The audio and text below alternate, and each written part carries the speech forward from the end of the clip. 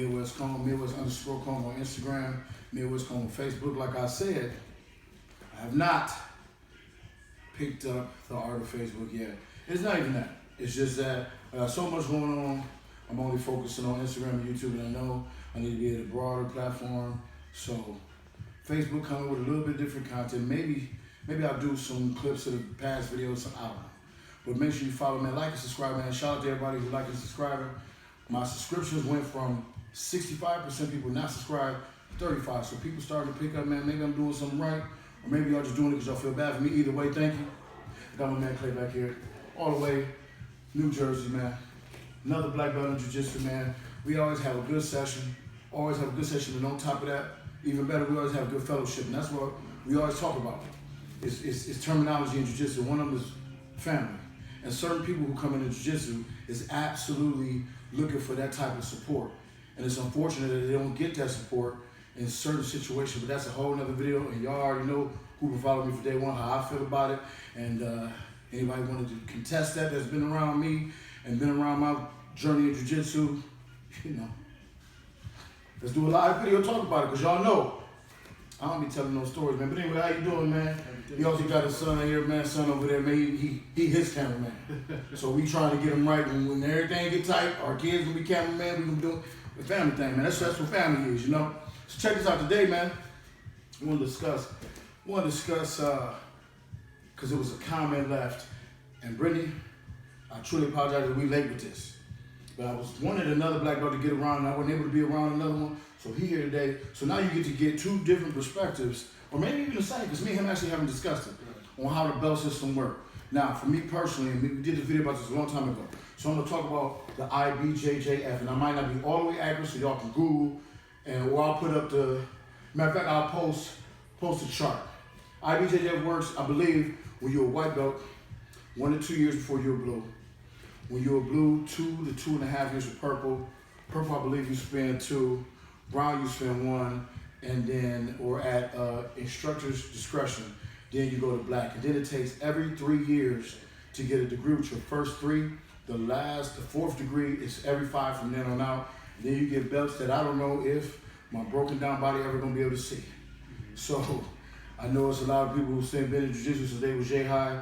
They might be 30 with them type of belts. I'm a little old. So my thing is with the belt system. I love the IBJJF belt system because that's mat time. But as a personal instructor black belt, this is what I feel. I feel like when you train jiu-jitsu, the only way, as you see me and him sweating, the only way to know that these certain positions work, your self-defense work, your submissions work, your guard passing work, your takedowns work, your back takes, and all so on and so forth. The only way to know if those things are legitimately working for you and you are learning at the right pace is if you do it live. Now, I know there are some people who are older who aren't going to roll every day. They shouldn't. We understand that. So a lot of those people are belted by mat time. So they don't have to roll. Come on, man. We don't expect no 70-year-old person to be on the mat rolling with a bunch of 20-year-olds every day. So them just getting to the mat 2 to possibly 3 days a week, for me, is showing commitment, and even get down on the floor. Guys, some people getting down on the floor and getting up, such as myself, is a process. So me personally, those type of people, the commitment is everything. Now, if you're a young lion, a young gorilla, I need to see what you can do on the mat. You don't ever got to compete. But if you're in here learning, you're going to have to be able to perform the moves on a person trying to show resistance. That's me personally. I don't care if you compete. If you're a competitor, your belt system, like most instructors do, you grow from, if you win the white belt worlds or you're a successful white belt, whatever, you go to blue.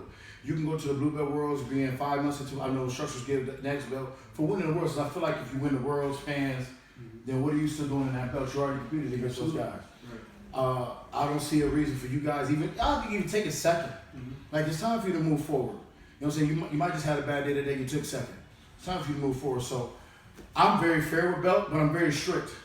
I'm very strict when it comes to belt testing and things of that nature. So I just need to see what you can do. And my discretion with the older people or the people who's not competitors is a little different, but I just need to know that when you leave this building, in this moment of distress, you can't defend yourself properly. That is my job. As an instructor, my job is to make you feel safe when you leave a building, and you have to feel that anxiety and that stress with somebody else trying to prevent you from doing the things that you learn. What about you? I agree with everything you're saying.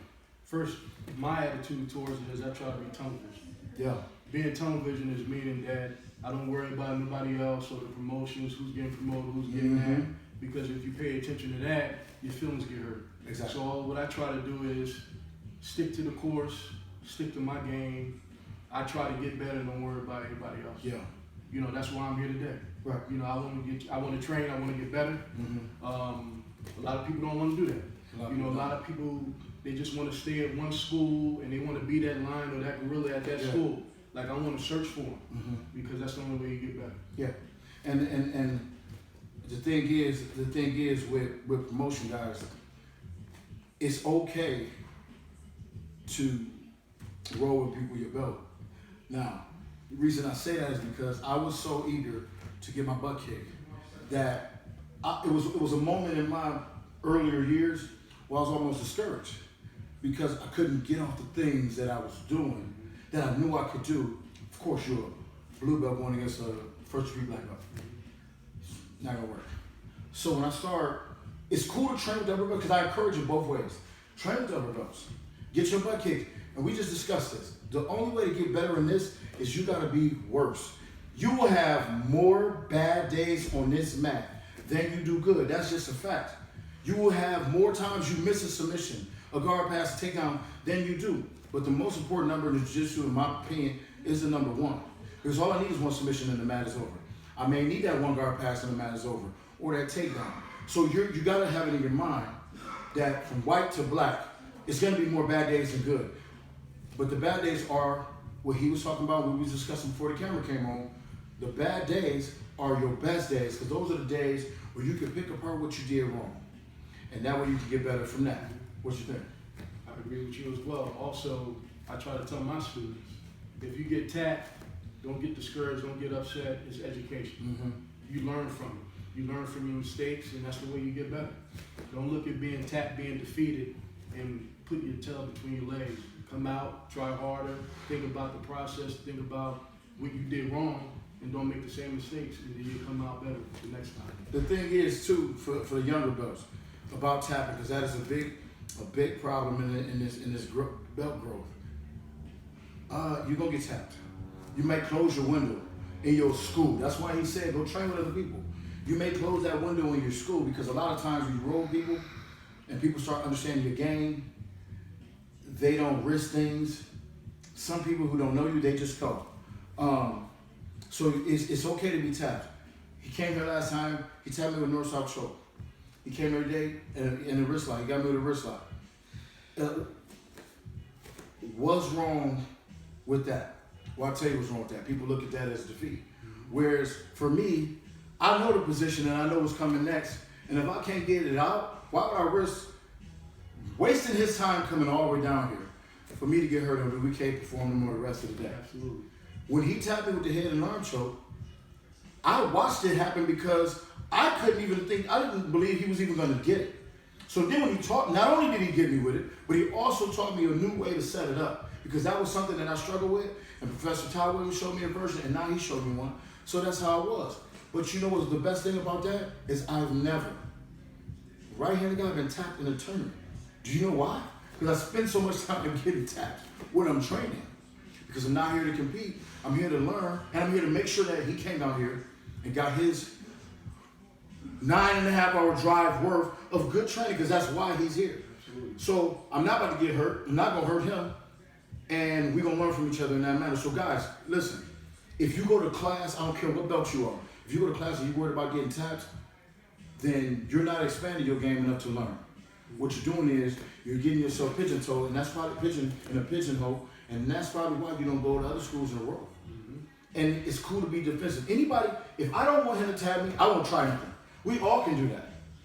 But I was wanting to sweep him. So he caught the position. I wanted to sweep him. Anybody can be defensive and not get tapped. I've seen that happen. It's hard to tap somebody who know what they're doing, and they don't want to open up their game. you can sit in a guy's guard. It's hard to break a guy's guard that don't want you to leave if he's not gonna open up to try nothing. So guys, expand your game. Try it. I spent a lot of time only playing on top.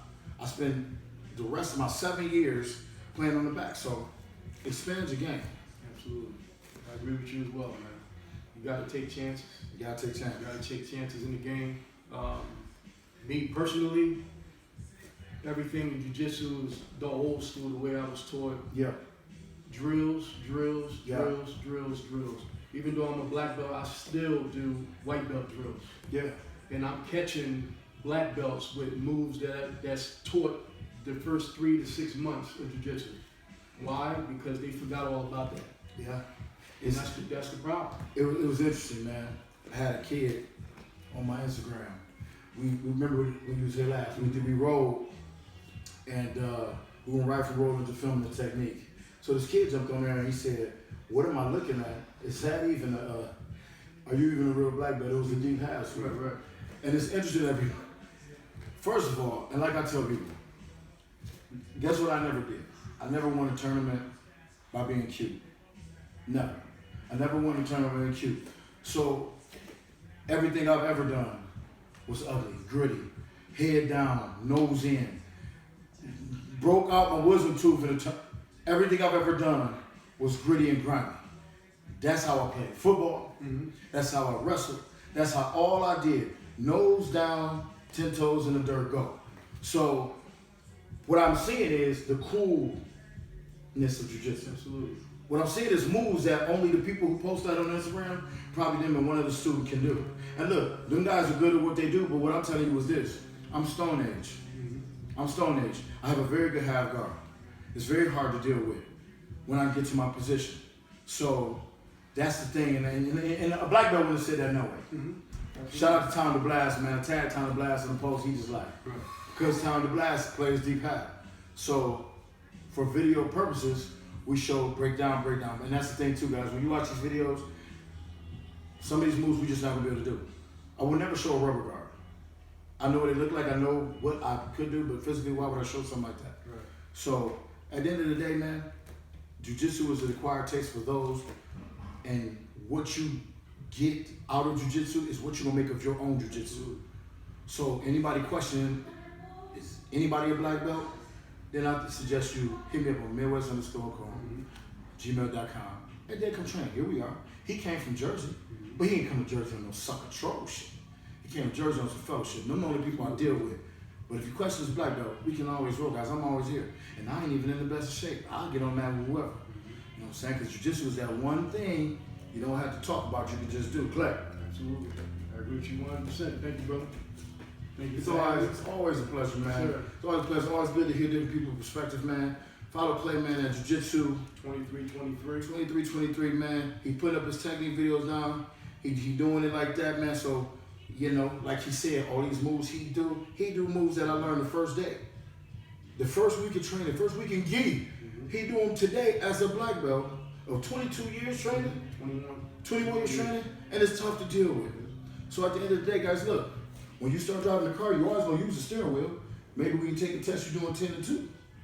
But you always gonna use that steering wheel, guys. It don't change. Man, shout out to everybody's support, man. Can't wait to get that latest weekend, man. Shout out to Hyphy Life. Shout out to Strength Cartel. Shout out to Mr. C.T. Fletcher, man. Can't wait to get with y'all, man. Continue to follow the journey, continue to support, and I'll see y'all next time.